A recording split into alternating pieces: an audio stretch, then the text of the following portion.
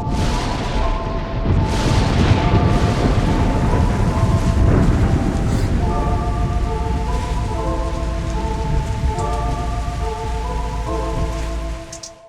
right, what's up, everybody? This is Zero Metered with Chris and Edgar. I'm Edgar. And I'm Chris, and I'm drinking a milkshake. Yeah, pretty sexy doing it too, might I add. So here we are. We have a podcast. Yeah. I mean, now what? Now what the hell do we do, right? I mean, you can see what I'm doing. The first day I'm sitting here drinking a damn milkshake. I don't know what the hell I'm doing. I just get home and got everything set up in a rush. Well, I think it's beautiful, and I definitely think you got some Kentucky sexy vibes going on. And I was admiring your. Is that like a Hot Wheel collection there in the background? Mm-hmm. Yeah. Do you have one that? Yeah, mostly. Let's see. Mostly it's like emergency vehicles and stuff. Let's see. This checks out for you. It's like old cruisers and stuff like that. No. Do you have the Dominator? I do not. They need like the Dominator and the Tivs. I think those would be awesome as like matchbook cars. I've never seen that, but now that you say that, yeah. That's genius idea number one that has come from this podcast, and there's going to be many more. But for those of y'all listening, this is our first episode. This is the first time that we've attempted to do a podcast. We just thought it'd be kind of fun to get on here and share our experiences and talk about storm chasing and all the hoopla and shenanigans that go with it. So now we're going to move on to, our zero meter of the day. And to explain that, it can just be anything that you zero metered, anything you got close to. So, Chris, what's your zero meter of the day? A good happy hour Oreo milkshake from Steak and Shake. Like, how much of a discount do you get on milkshakes for happy hour? $2.50.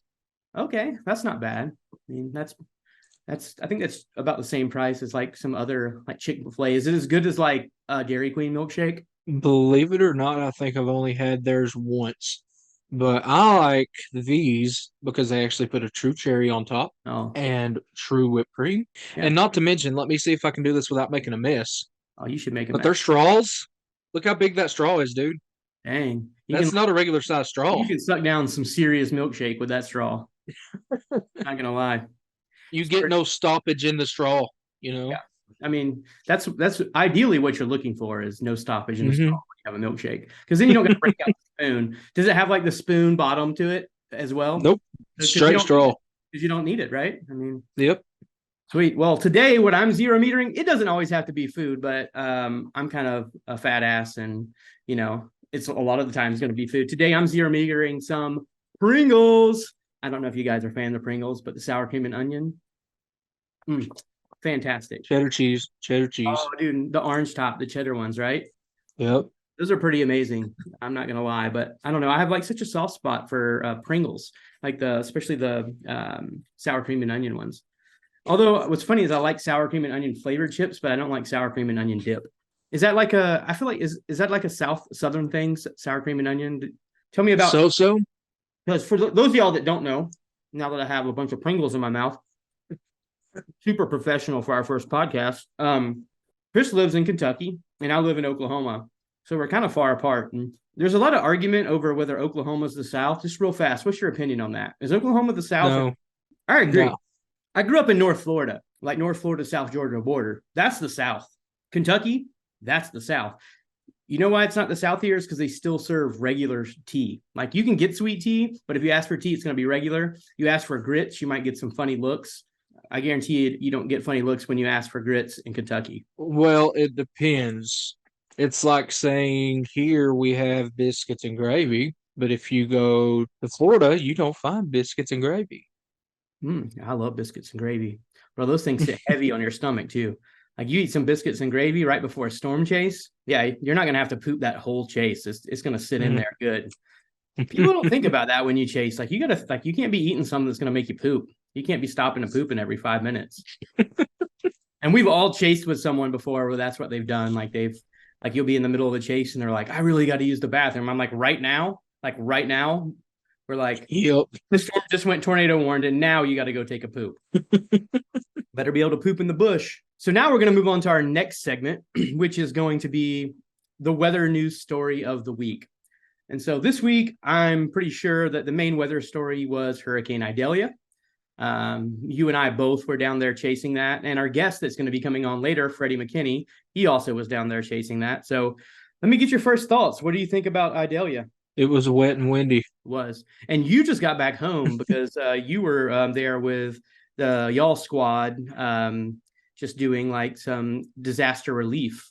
Talk a little bit about that. What'd y'all do down there? Yeah, I met up with a group called Marco Patriots, and pretty much what they do is they come in afterwards and bring supplies and stuff, just like the All Squad does. And I just partnered up with them and started cooking and helping hand out supplies and stuff like that, and stayed down there for about a week. Yeah, I know. I was there for the hurricane, and then I did go the next day and took some video and photos of all the damage. Mainly, I was down in Cedar Key. That place was pretty demolished. I mean, especially if you were anywhere within like, 300 or 400 feet of the shoreline. What areas did you see that was the most affected by the hurricane? Steenhatchee, a little forgotten town called Suwannee. Don't even know if you've ever heard of that. Not Suwannee. Not Swanee. Suwannee. I call it Suwannee. Okay. Well, I know all about the Swanee River because I'm from Florida. So it's Swanee. I just like calling it Suwannee because that's the way it's spelled.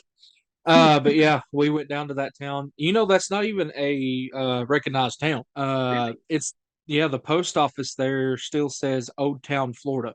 So that's not everybody calls it Swanee, but your postal service and everything says Old Town, Florida. Yeah. So that was a pretty forgotten about town down there too. They got really big surge.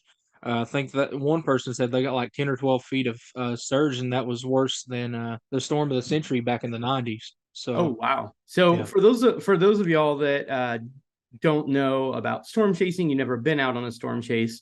Hurricane chasing is a lot different than like chasing the storms that we do out in the plains, and I know Chris does both of those as well. So if you had to say there was like, what's the biggest difference do you think there is between like, because people ask me all the time, what's the biggest difference between chasing a storm, the plains, like a tornado, like severe warning storm versus a hurricane? There is, if you want my honest and true opinion, always, there is two differences between a tornado chase and a hurricane chase. One being, in a hurricane, you don't have to worry about hail, but you have to worry about debris getting slung.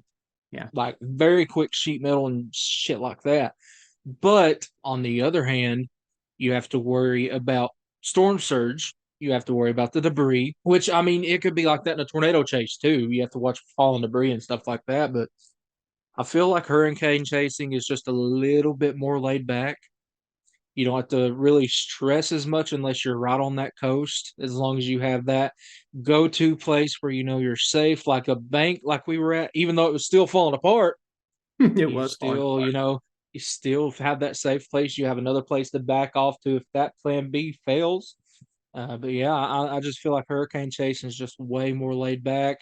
Takes a little more driving usually, don't get me wrong, because you usually have to drive from point A and then a model will change and it'll be point B and it'll be back to point A by tomorrow and you have to go all the way back to where you started. Yeah. But yeah, I like hurricane chasing a little easier than I do. Well, a little better than I like tornado chasing, but don't get me wrong, I love some Dixie tornadoes. Yeah, you're one of those rare people that love those Dixie ones. And for me, I think the biggest difference, like you said, there's a lot of driving, but it's about when the driving is. With tornadoes, it's like you're driving the whole time. So it's a little bit more intense. And like you said, hurricanes are a little bit more laid back because you might have to drive a lot to get to them.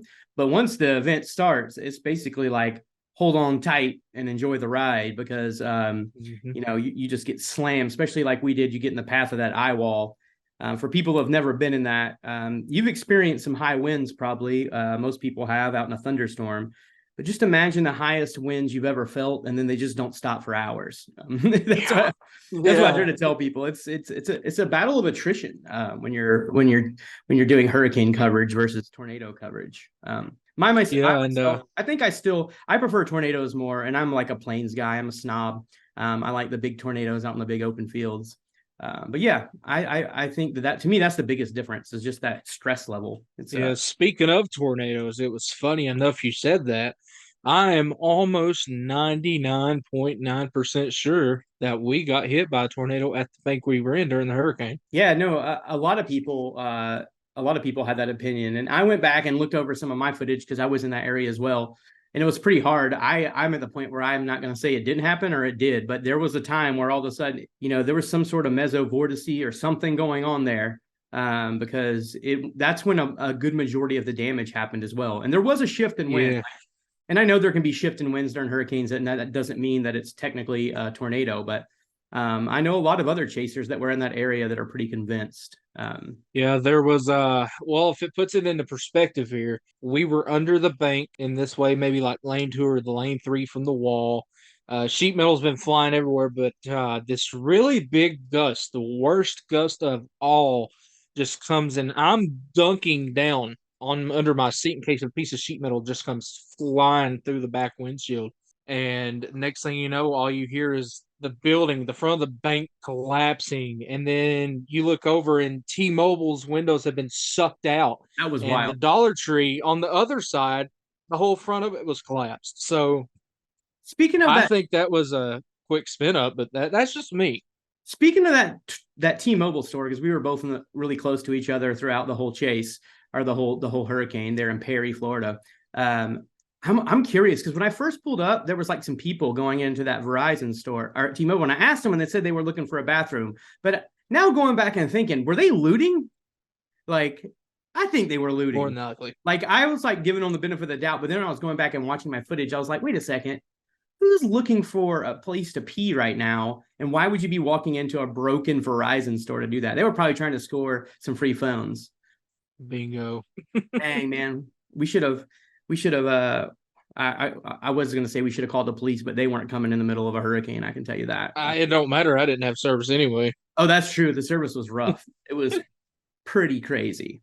All right, everybody. So we would like to welcome Freddy McKinney to the podcast. Freddy is our first guest ever. What's up, Freddy? How's it going, Edgar? Hanging in there. Enjoying our little break from hurricane chasing for a couple weeks. Yeah, I know. It took a couple days to recover from that, but I think I'm finally back to normal now. But yeah, thanks for having me on the podcast. Absolutely. Like, when did you get back from Hurricane Idalia? When did I get back? Yeah. Like, how long have you been back? I'm not even sure. I mean, I don't even remember what day that happened, but I'm gonna say, was that last week? It was last week. Yeah. It was last week. Okay. So I got back Friday that week, and then because I had to get back for work on Saturday. So drove back Thursday, Friday, nice 18-hour drive back home, and then I showed up to work the next day. But nice. Yeah. Chris, you just got back like yesterday or something, right?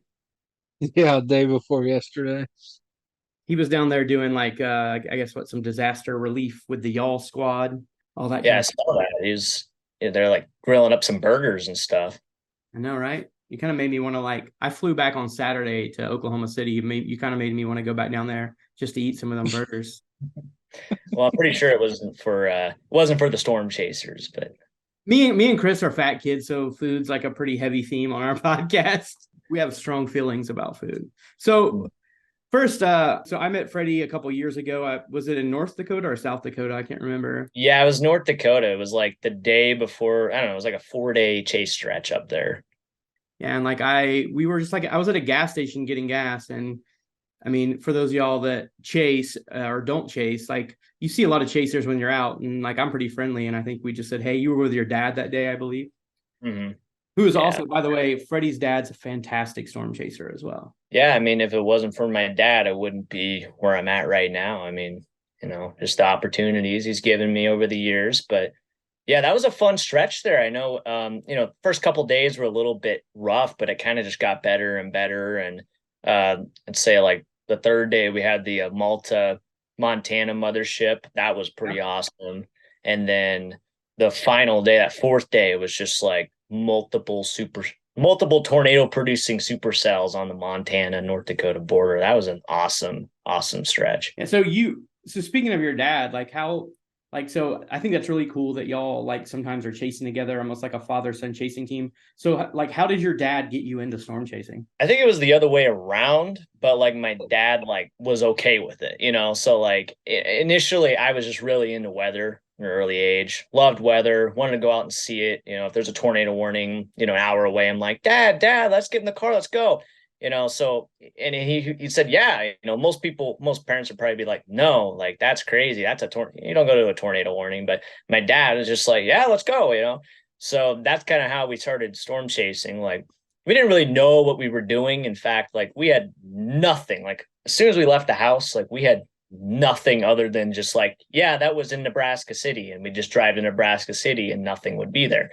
But you know, obviously things have changed a lot now. But, you know, over the years, you know, the first few years were kind of tough learning how to chase, you know, like this is supercell and, you know, this is what a supercell looks like on radar. And this is the Storm Prediction Center. And it kind of started really, you know, at the basics and then just slowly got a little better and better each year. And here we are this year. That's pretty cool. So I made some wrong assumptions. I've always just assumed like your dad was chasing and he got you into it, but that's even cooler that you got him into chasing.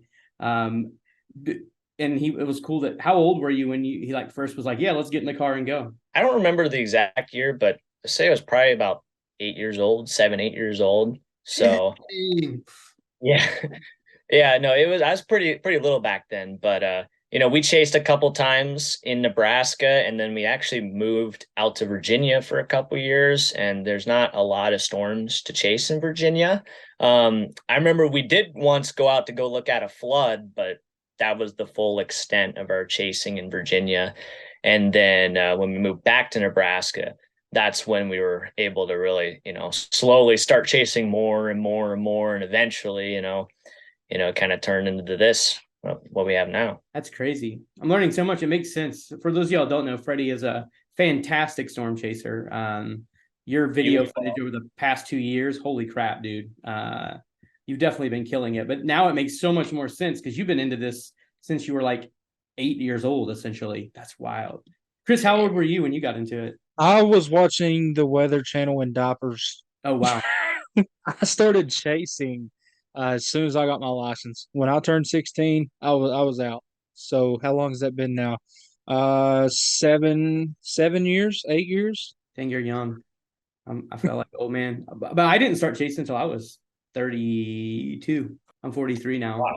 Yeah, so I was like, get into chasing, by the way. Mine. I mean, to make a long story really quick, I moved to Oklahoma in 2012 at the end of the year. And I lived right in the original path of the El Reno tornado in 2013. And so I had to run with my family from it. I'd only lived here for like maybe 4 months, 5 months, and petrified me because I didn't know what I was doing. I was just driving. Like people on the news were saying, you're about to die. And after that, I asked my wife and if she knew anyone that could take me on a ride along. And this guy named Sean Ramsey, who's a fantastic storm photographer, kind of showed me the ropes for like 3 years. Wow. Well, that's a much different way than how I got into storm chasing. Yeah, I'd say there was an advantage and disadvantage, right? So the advantage was I really didn't have to figure out a lot on my own. I had someone showing me, but there's something to be said about, I think, figuring it out on your own. I think you have a tendency to dive a little bit deeper and learn more about it. But we're all here in the same spot now, which is kind of cool. 3 very different paths to getting here. That's one of the cool things I think about storm chasing, though, is just like you have people from just so many different backgrounds and different, you know, lives, and they're all converging, you know, on this one storm in the middle of nowhere. And, you know, and we're all so different, but then we all have this one common, you know, interest in storm chasing. It's just fascinating to see all the different types of people that are, you know, out chasing storms. I agree. Like, I think I spent like the guy that was teaching me, he was kind of a little bit more of a loner. So I didn't get to meet a bunch of people when I was chasing with him. And I did that for the first 3 years. But then after that, like my favorite part was just meeting people, like how I met you, making new friends at gas stations, or sometimes you're making friends like while you're all standing there looking at a tornado together for the first time. Storm chasing is also a wide variety of people. There's some crazies in storm chasing. Oh yeah, there's a lot of crazy people out there in the storm chasing world. I'm one of them, by the way. Me too. Yeah, me too. I don't know. Can you storm chase and not be crazy? Because I feel like it kind of you have to be a little bit weird and on the edge, regardless. I'd say yeah, you probably have to be at least a little bit crazy to drive 1,000 miles across the country to chase a little thunderstorm in like North Dakota or something. For those of y'all that don't chase and don't know about it, like chasing's expensive. Especially when you chase like all three of us do, and we chase the majority of setups and we're driving all over the US. It can be quite expensive. So you have to be pretty crazy to be like, I'm going to go put myself in danger and also burn through all my money to do it. Yeah, speaking of, that was the dealership calling me on the phone. So yeah, because your chase vehicle has been on the mend for how long now? Almost 3 months. Speaking of chase vehicles, what are you chasing, Freddie? Okay, so I chased in a Subaru Crosstrek. That's my chase vehicle. I got it in March this year. Does a great job. It's got all-wheel drive. It's not very powerful. It's got a 4-cylinder in there. Only makes about 150 brake horsepower, but you'd be surprised what that thing can go through out there. I've gone down some really bad roads in that thing this year, and quite frankly, it saved me a couple times. I thought for sure I was done, but then it would just tug its way out of the mud. I have a Subi too, so I'm obviously on Team Subaru because they're really great on gas mileage too. Chris is shaking his head. 30 miles per gallon. Chris is Kentucky's boy. Is like, it ain't got 300 horsepower. How many horsepower does your car have when it runs? If I want to think correctly, it's around 325, 350. But hey, add that plus all-wheel drive, and if you know how to drive, you can go anywhere in that thing. For real. Yeah. I think there's definitely a skill to learning how to drive around in storms and not get stuck and all that kind of fun stuff, especially hurricanes. Oh my goodness.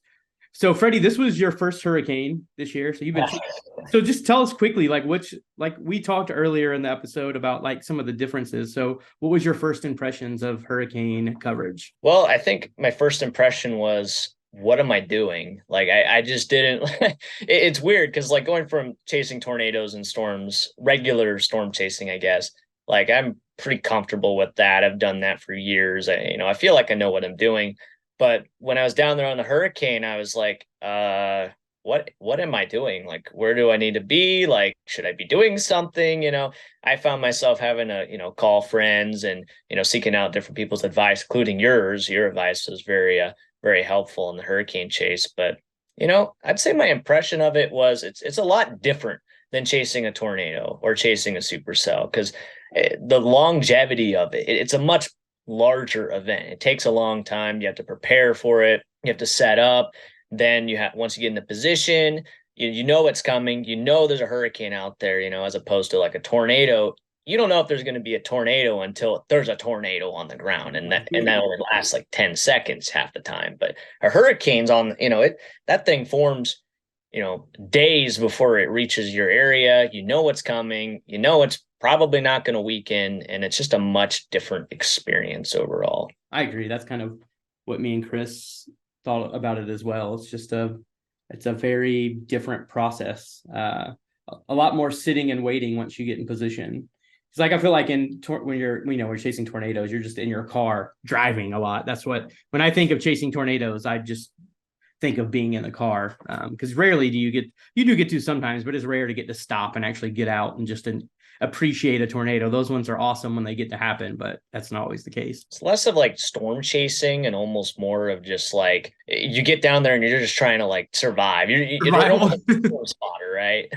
As opposed to like a chaser, because like you might move a little bit, but you're not really chasing. I mean, it's coming at you. It's a little different. Yeah. So which it sucked in Perry, where that was a very sparsely populated area down through the Big Bend.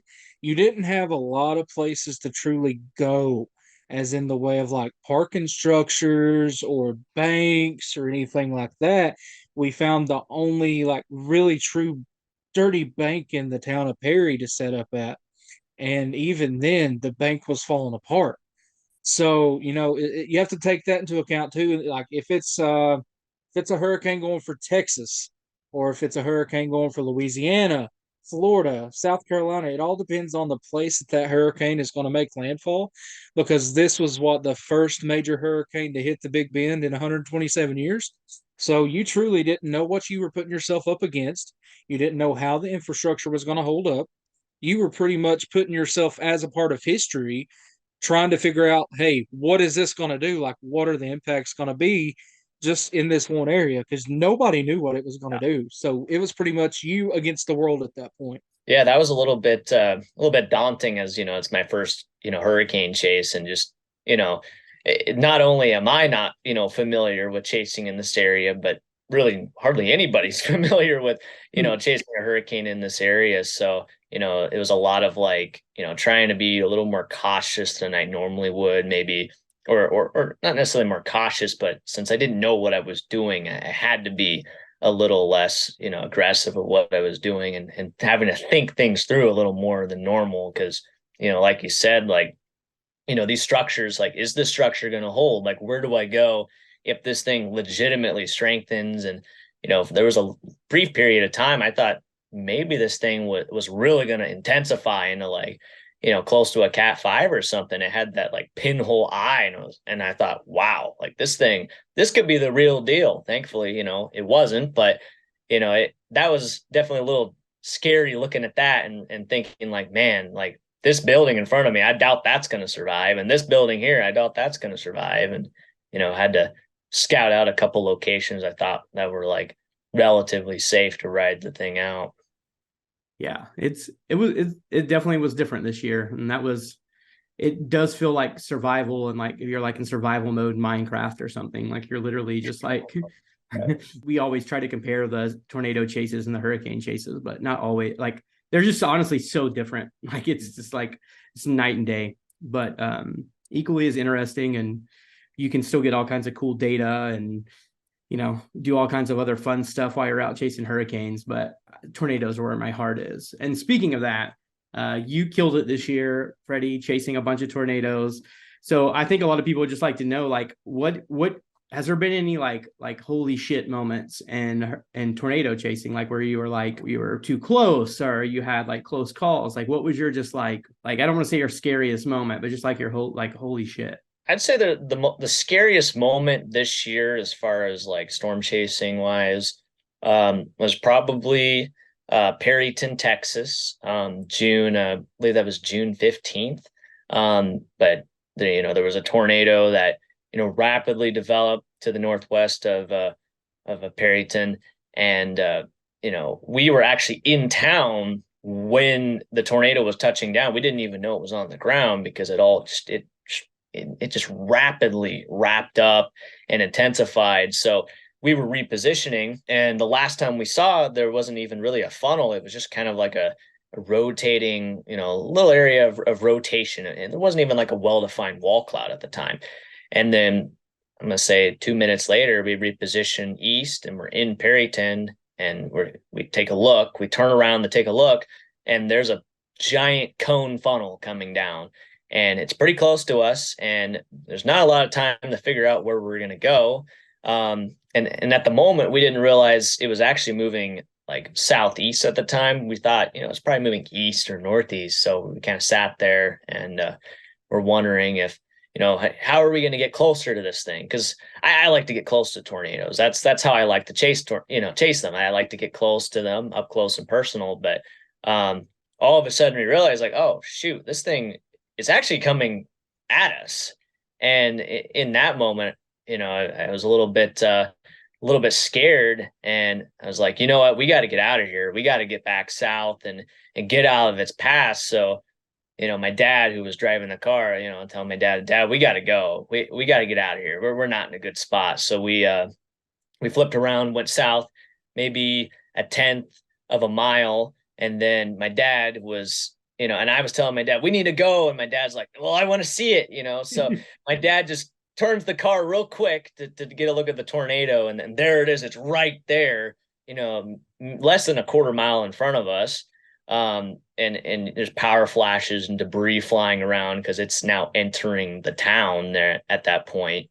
So then my dad just puts it in reverse and just backs up down this side street for like maybe a 1/4 mile down this side street as the tornado slowly works its way to the east. And we had to keep backing up because there was all this debris like on the west side of the tornado. I'm looking at like, sheet metal and just all this stuff on the west side of the tornado. I'm like, man, I don't want to get into that. Yeah. You get like a 2x4 or something hits your windshield. That's not going to be good. So, we backed up until it passed, it crossed our location. And then it was like, you know what? Okay, we're good now. And then we watched it continue to the east. But I'd say that was probably the scariest moment there because it just really caught us off guard.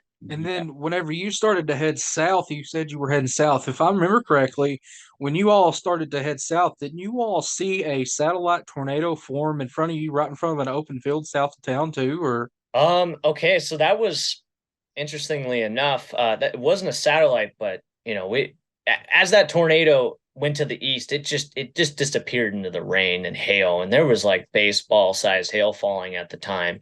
So we as we were trying to get out of the hail, looking to the south, there was just all of a sudden like, oh, wait, that's a tornado. Like it didn't make sense because like there's a tornado over here, and then all of a sudden there's just another tornado like I don't know, like 8 miles south of it. So that was very confusing. But what it was it was a land spout. I think it formed as a land spout, but ended up turning into like a hybrid type tornado, which it's a little, I don't know, it's a little complex. I don't even fully understand how it works, but yeah, there was a full blown tornado to the south of there that I believe was on the ground for it was on the ground for like half an hour. And that was an EF2 tornado.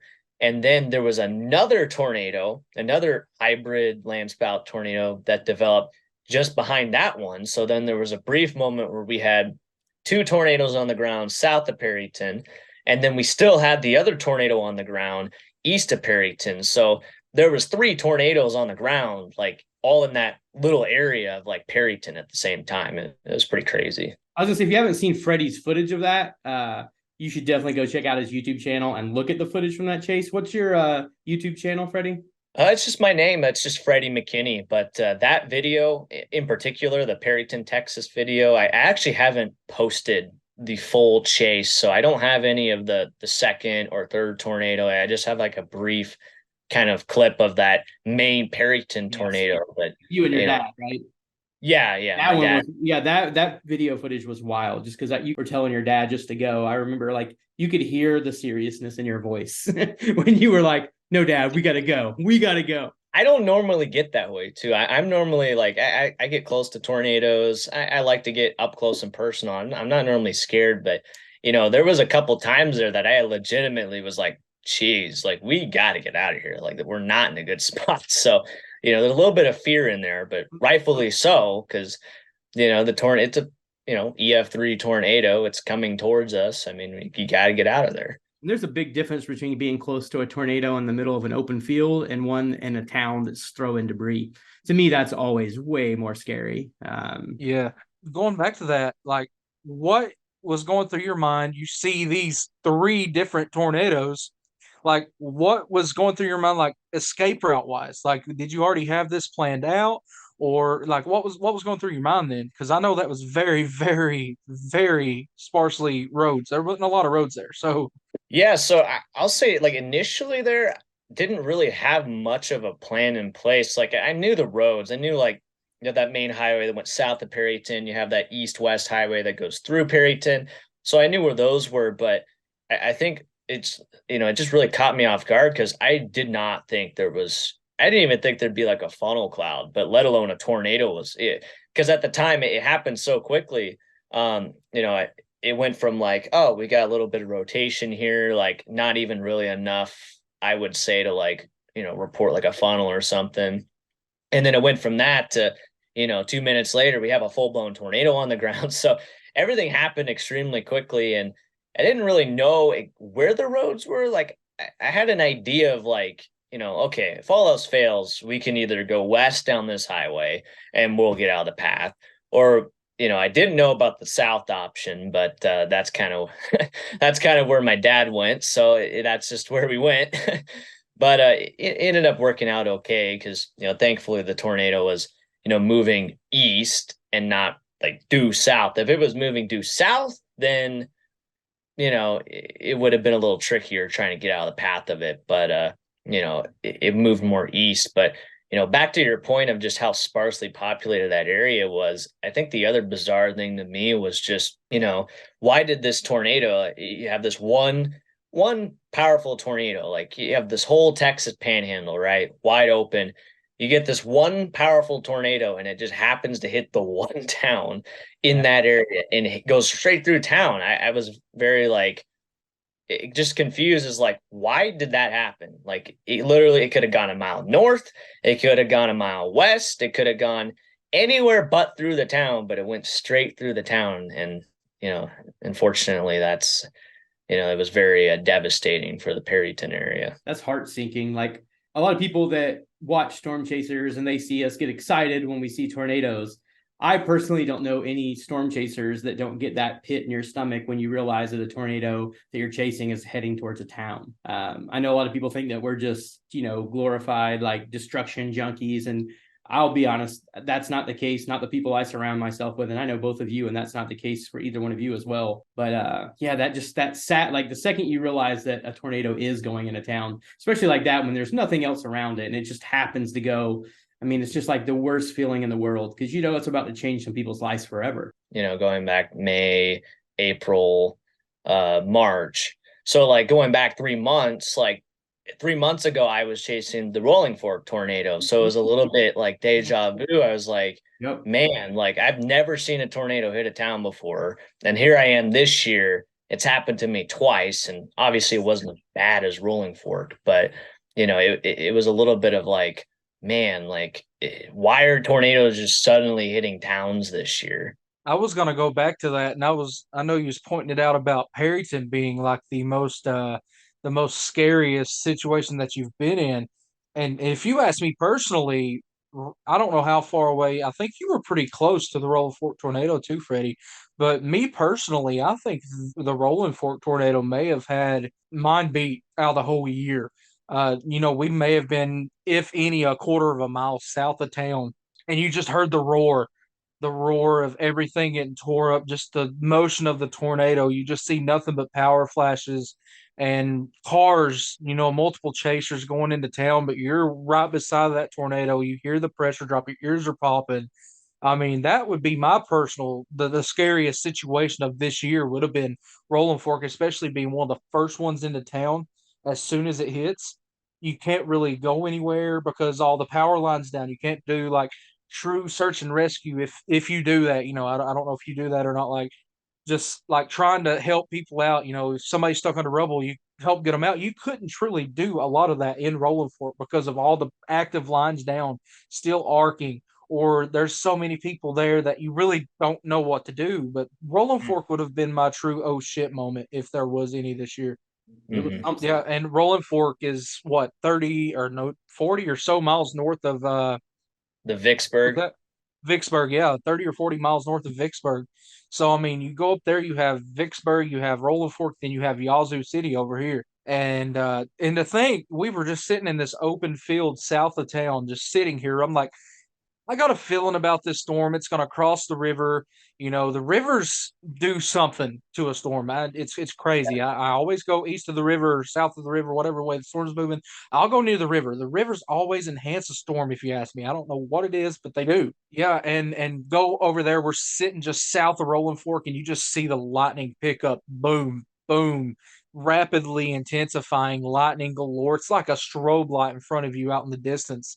And then we're starting to do this little time lapse, and we watch the end of the time lapse, and you see a funnel about that big coming down out of a wall cloud that is about this big. So it went from this to this in a matter of 30 seconds. I mean, yeah. It was unbelievable, like how quickly that storm it ramped up because it didn't look, it had the look and it had the environment to do something really bad, but it was not like for a long time. In fact, I followed it from Louisiana, crossed the river at Vicksburg, went north, actually ended up going past Rolling Fork initially, just trying to stay ahead of it and keep ground ahead of it.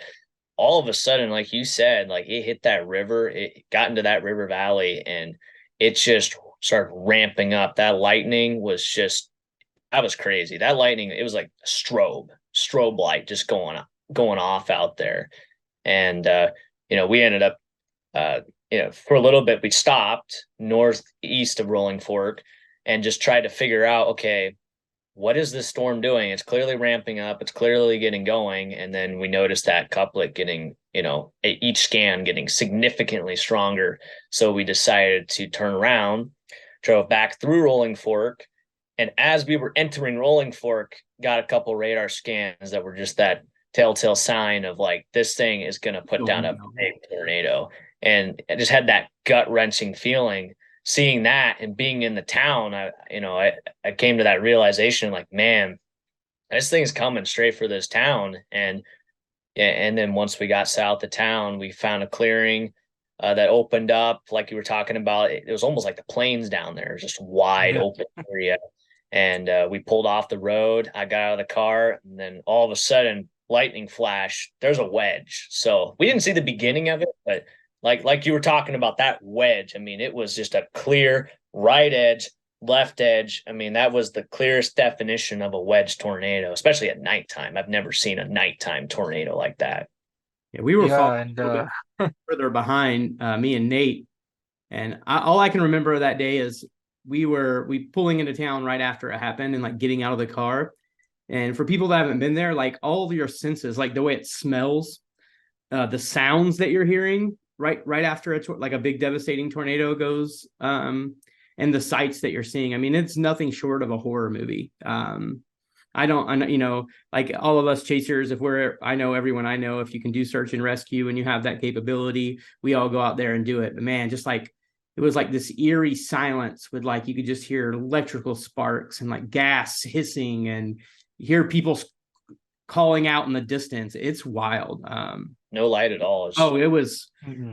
And what was crazy is it was pitch black. And like Chris was saying earlier, like in town, like we went directly into the center of town right when we got there to start helping with search and rescue. But like you couldn't get down roads. Like every road was blocked by houses or trees or cars. It's just, I don't know. It's heartbreaking to go back and remember those moments of being right after a tornado like that. Yeah. All right. So I think now we can move on to the next part of our show where we're going to do our top fives. And so every week we're going to pick different top fives. This is the first week of the podcast. And we wanted the guests to be able to take part in this as well. So the top five that we came up with today is our top 5 favorite states to chase in. So I guess we'll let Freddie go first since he's the guest. Yeah, top 5 favorite states to chase in. Yeah.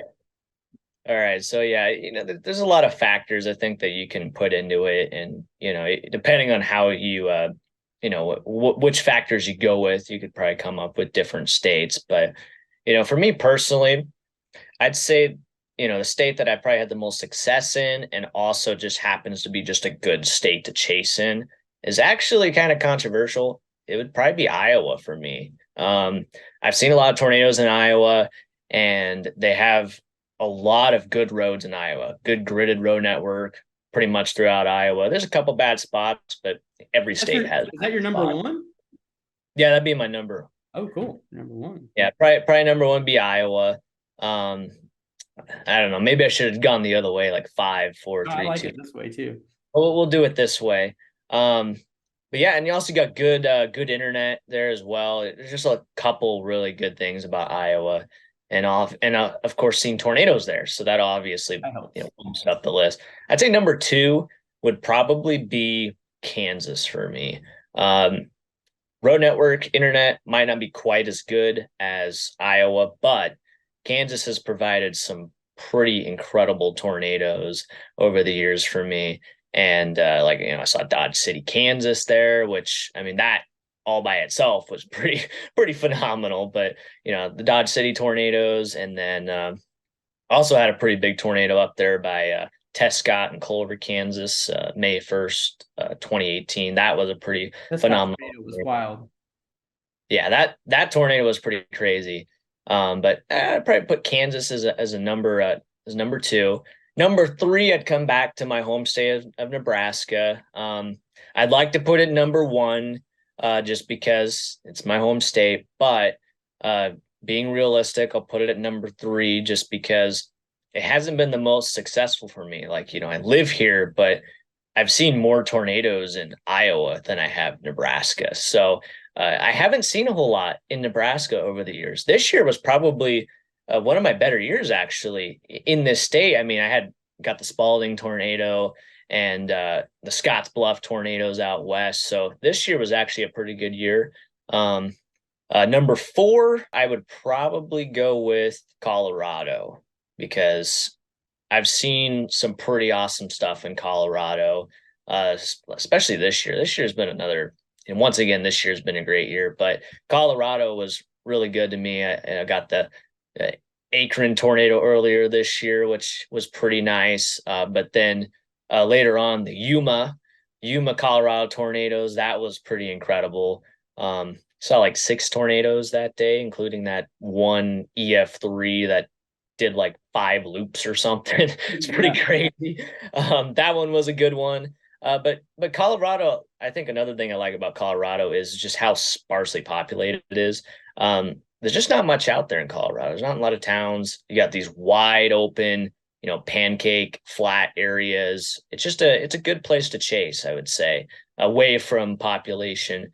And then number 5, number 5, I'd probably have to go with South Dakota, as far as, and I haven't really seen a whole lot of tornadoes in South Dakota, but that state is it's a very nice place to chase. You've got, lots of good roads, once again, not very populated, and pretty good internet as well in the eastern half of the state. And then just the terrain there is just gorgeous. Like, you can go out there and you can find like a butte in a supercell in a butte or something like that. It's pretty awesome. So I'd probably go with South Dakota as like a 5th place. Nice. Chris, what about you? What's your top 5? Completely different, and this is gonna be what's gonna get us going on Twitter. I'm telling you, or X, whatever it is now. Number 5 is Illinois. Okay. Illinois, so. I guess you could say it has its good and it has its bad. Gas prices absolutely suck. Just want to point that out there.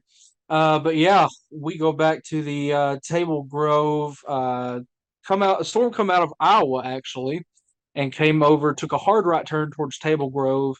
I can't remember the other towns. Pavia, I want to think it is. That storm ended up producing 3 tornadoes. It was a cone, a wedge, and another cone tornado. That was 3 tornadoes that had dropped in that one storm along that one road. I think it was Highway 127.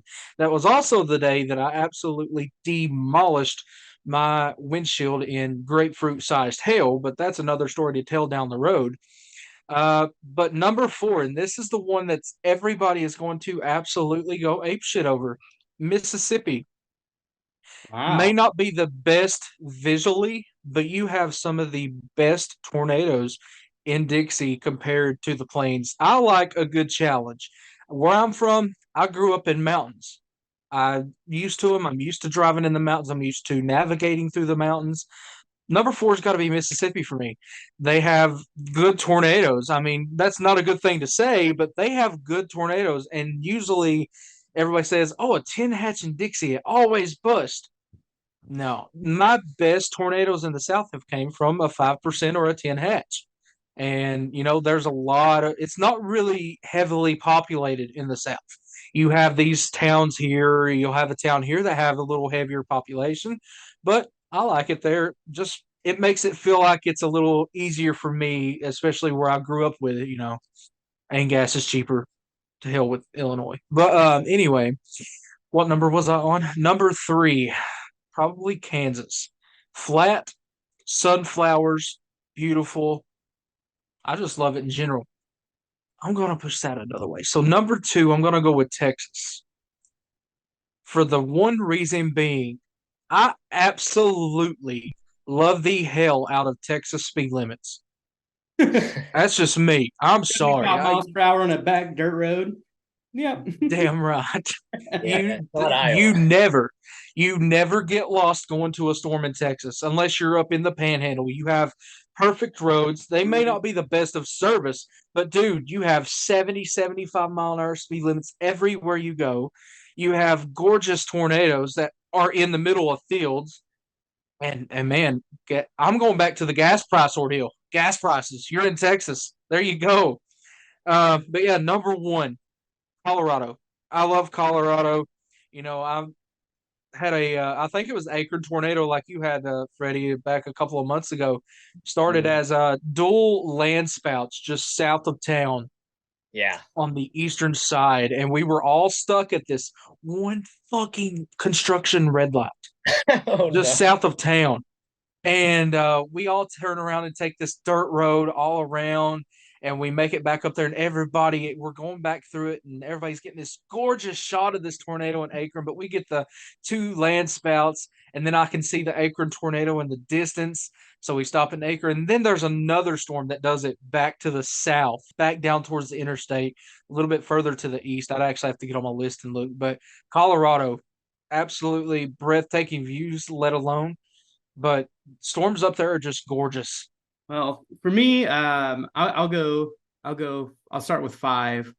Number 5 for me is going to be Nebraska. Actually, I like the geography of Nebraska. I think it makes for cool backdrops for storms. I've had some decent luck there, and it's not quite too far away from home. But in the 5 spot for me, definitely is going to be Nebraska. In the number 4 spot is going to be Kansas. For the same reasons a lot of you said. Great gridded roads, you pretty much flat. Seen lots of tornadoes over there. Dodge City back a while ago. Just some really crazy tornadoes there. Number 3 for me is new to the list, and that's New Mexico after this year. So I haven't had a lot of success chasing in New Mexico, but this year I did. And so when there are storms in New Mexico, it's a beautiful state to chase in. I mean, we saw some tornadoes with like dew points in the high 40s because of the elevation there, which was pretty rad. And like I said, I like chasing out there. Speaking of like no one being out there, like no one's out there. Like New Mexico's it's like North Dakota to me a little bit. Like you just won't see towns forever. Number 2, I'm going to go with Texas. Love me some Texas. What was it, back in Lockett, Texas in 2021? I think that was one of the days there was like 6 or 7 tornadoes in one day. It's really close to where I live, so my tornado count in Texas is higher than any other state. That's where I've seen the majority of my tornadoes. And then in number 1, I'm gonna copy Chris there with Colorado. It makes a beautiful backdrop. Eastern Colorado is super flat, beautiful. And my favorite chase ever was Ray, Colorado, 2016. And so that tornado is still my favorite. I got to take my dad chasing with me, and he got to see that tornado. So I think forever, Colorado is going to be ingrained with my number 1. We do need to talk about something. All 3 of us, no one mentioned Oklahoma, which too many chasers. That's literally, I live here and I still don't like it because of that. Like, if you like being in lines of 100 vehicles going through a 1 stoplight town, then chase in Oklahoma, because that's what it's like. My worst convergence this year was Oklahoma. Dude, miserable. Like, even early this year, I went out to some early chases in late February and like Texas, Oklahoma area, like just some slight and moderate risk day. I mean, slight and marginal risk days. Even on those days, there was like 100 people out chasing. So I was like, ugh. Another reason why I love Mississippi. Like this year, every time I would get done chasing in Dixie, because there was a lot of Dixie chases earlier on in the year. And every time I would get done with one, I'd be like, I'm not chasing anymore in Dixie. I'm done. I'm not going back. And then the next day I'd be driving my happy ass over to Alabama or Mississippi or something. Yeah, Oklahoma's my biggest bus state, but that's because I live here. But yeah, I guess I feel like Oklahoma always busts. I've chased a lot of moderates and even a high in Oklahoma. And I think I've seen tornadoes on 2 occasions in Oklahoma this year, and then 2019. Those are the only 2 times I've seen tornadoes in Oklahoma. The Cole tornado earlier on in the year, that one was pretty wild. I saw the second Cole tornado, but I didn't see the first one. Yeah, I didn't see it. Marcus was chasing with me that day. He saw that tornado because he was hanging out my window taking photos of it while I was driving and looking at the road. Twitter, when you hear this, don't cancel us for saying that. But I figure with this podcast, we're eventually going to get like canceled on Twitter because God knows people like the drama on there. Well, yeah, I mean, you can't be perfect all the time, so. No, and honestly, who cares? Like, not trying to be mean, but if some chasers think that I care what they think about me, sorry, I don't. Just doing my thing. Yeah, you can have to grow tough skin, storm chasing, especially when you're on social media, because like even myself, like I'll get like every day I'll get like a couple comments on YouTube, telling me I should do this, or like you're a bad person because of this or this or this, or like, what is wrong with you? And I'm like, well, that's cool, but I just skip over them. I don't really entertain them at all. You kind of have to just not worry about it. My strategy is don't read the comments. That's a good strategy. Because like I'm one of those people, I get like, if I'm not careful, I get like pulled into it, and I'll easily like want to like engage with like trolls, and it never works out good when you do it. It just never ends well. But yeah, I need to be better at that.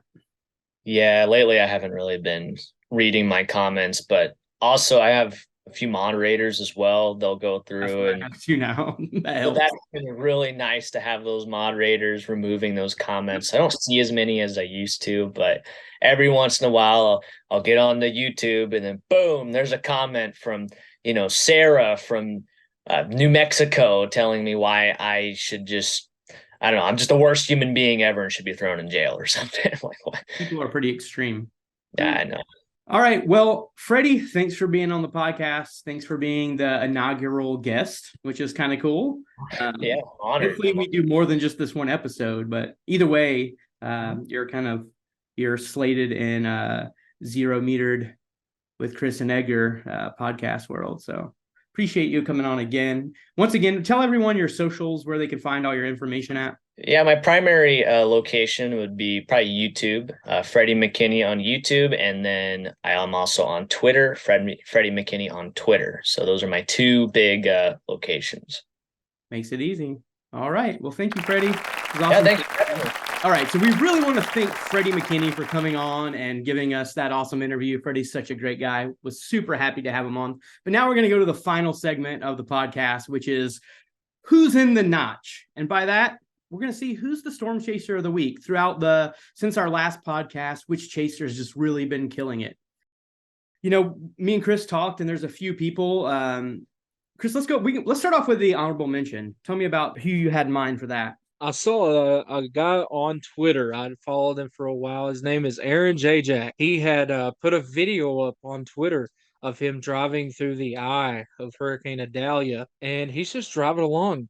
And then the next thing you know, he's like, oh shit, and then his back window just goes, and then you just see him turning. He's just like, my back window just blew out. Holy shit. So calm. And for those of y'all that don't know, Chris told me, but Aaron J. Jack, if you've ever been out chasing or seen chasers, if you've ever seen the Subaru with LOL on the side of the car, that's Aaron. But yeah, I wanted to give him an honorable mention because getting your back windshield blown out in the eye wall of a hurricane, it's kind of wild. I mean, we get that we have that kind of stuff happen during tornadoes, but to get that for that to happen during a hurricane, that had to be some very strong pressure and force wind there. And so for the chaser of the week, I feel like, some people are going to be like, oh, this is, cliche or pandering or whatever, but Reed Timmer, man, Reed Timmer's coverage of Hurricane Idalia was classic. For those of y'all that don't know, he was kind of camped out in Cedar Key and rode it out was it with Jim? Mm-hmm. Yeah, so he rode that out with Jim. I mean, me and Chris were in Cedar Key earlier that day, the day before, and there was all the rumor and buzz that Reed and Jim were around there. Even some of the state troopers even asked me, and they're like, "Hey, isn't Reed or Jim here?" I was like, "Probably," but yeah. What do you think about Reed's coverage of Idalia? I always say this, but Reed is wild. I mean, if it would have got to the forecasted levels, which it was well lower than the forecasted levels, if that would have got to the forecasted levels, Reed would have been neck to neck with Storm Surge. So Reed has a pair of steel. That's all I'm going to say. Yeah, those things are made out of straight titanium, bro. Because I mean, and what's crazy is like, I'm pretty sure, I don't know all the details of it, but I don't even think they had cars there or anything. They probably had to have someone drop them off, because you weren't going to leave your car there because your car was going to get totaled by flood water. But like, he was, all of a sudden, like, everyone's like, where's Reed? And then all of a sudden at night, all of a sudden you just start seeing all the Twitter and the YouTube posts, and this dude's just wandering around and, you know, chest deep and waist deep water through stuff. And I'm like, of course that's where he was. Every time, I don't know about you, but every time I feel like I've like done something really extreme, I like get home and check Twitter, and then Reed's already, he did like twice that. So yeah, so there you go. The chaser of the week are who's in the notch, and it's Reed. And that's fitting, because if you've ever been chasing with or around Reed when he's chasing tornadoes, he pretty much lives in the notch. So yeah, I have a feeling that's not going to be the last time we say his name. Probably not. Probably not. I will say there's such a big, huge group of storm chasers now, and there's actually some really good people out there. There were some up and comers. Freddie, who we had on earlier, he's one of those. But man, yeah, it's hard to beat Reed there. So, you know, I want to thank all of you for the first time being a part of Zero Metered with Chris and Edgar. And, you know, we hope to keep doing these. Right now, our goal is gonna be to do one every 2 weeks or so. And, you know, when storm season gets really crazy, that might interfere with it a little bit. But hey, we're gonna give it a shot, right? All I have to say is, don't be shocked if we're not doing these podcasts from a car in the upcoming months. So yeah, and if you send us enough Cash App and Venmo things, we'll do it shirtless as well, because I think the world's ready. I never said that. Oh, okay, well, I'll do it shirtless, and Chris will. I just do the glorious curls for you in the back here. Okay, yeah, you got the curls there. I got the curls up front, so we're good to go. All right, thank you guys for listening.